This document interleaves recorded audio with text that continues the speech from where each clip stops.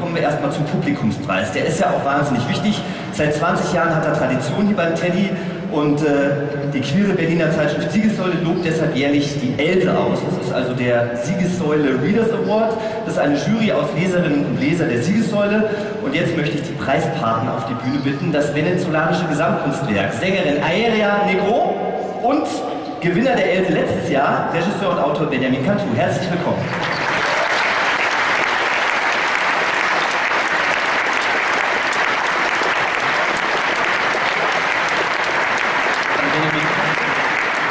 Ich darf jetzt vorlesen, wer die Siegessäule bekommt.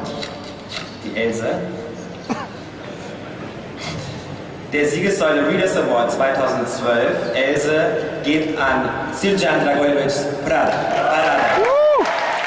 The Siegessäule Readers Award 2012 goes to Parada by Siljan Dragojevic.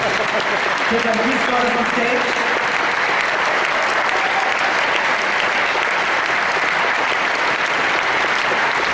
Congratulations.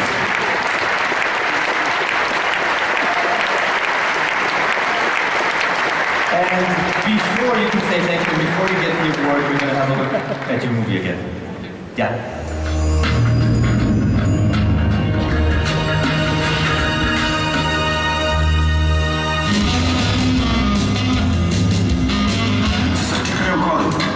Osobne! Krwam ti ne jebeš to početi. Pa gdje si ptičko ustaška? Ti, nisi ti rekla. A nisam stigao zbog škole da se uključim. Šteta. A da, bit će još prilike. Ana mi je ranja, čvar nos. Nemate da radi. Zmašao dečko. Limu. Nemate da niko ništa. Opet čekate na to. Limu. Ajde, nešto ću se ljubiti. Podijelit ćemo se u paru. Budi strašan. Mirko! Jebi se, čao, sam mi mogli da te karam. A si prešao rizično grobu. Ne misliš da će to bude opasno? Sada gužava tvojih 20 balerine. Sutra će da se prošeta živali kao pravi peder.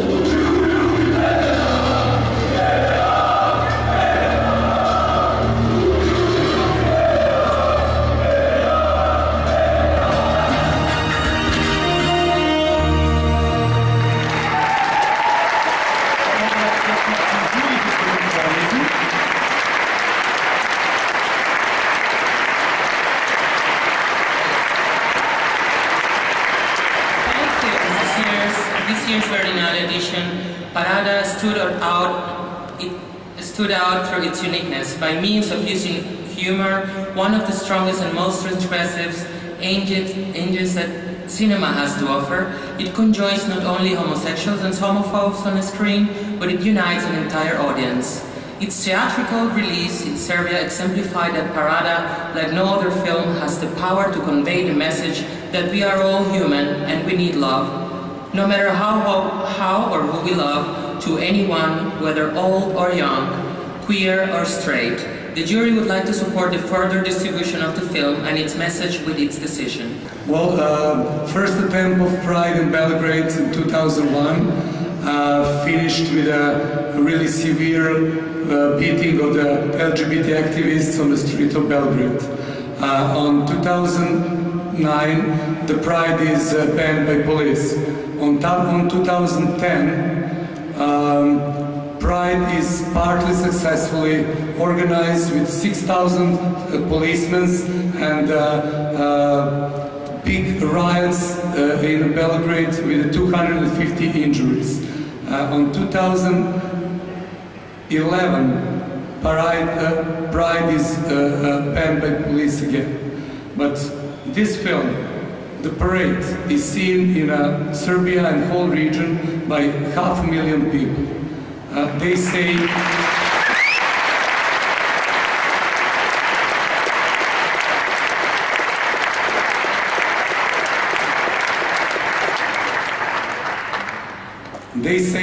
this is the biggest pride in the history of mankind in the most homophobic area in the world. I'm inviting you to join us, and I hope cheerful, joyful Pride Belgrade 2012 this fall. Thanks a lot.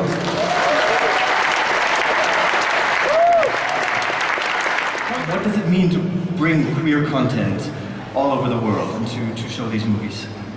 Well, first of all, queer content is now coming from almost all corners of the world to us, which is a fantastic moment to have, like this year, the first film from Vietnam. The first film from Serbia, we spoke about it already has won an award. And the first lesbian film from Indonesia, where 8 women made a film together as a collective, depicting how it is life for queer women, for lesbian women in the biggest country of Islam. So we can every year see that the voice becomes stronger and more precise. Of course we know that the world has this major taboo, and it's basically in every culture the same. So when we look at all the cultures in the world, the same taboo appears again and again and again, but each culture is on a different level of time frame. Okay. So when we say 2012 is how it is here, then other places are maybe in 1847 or 1512.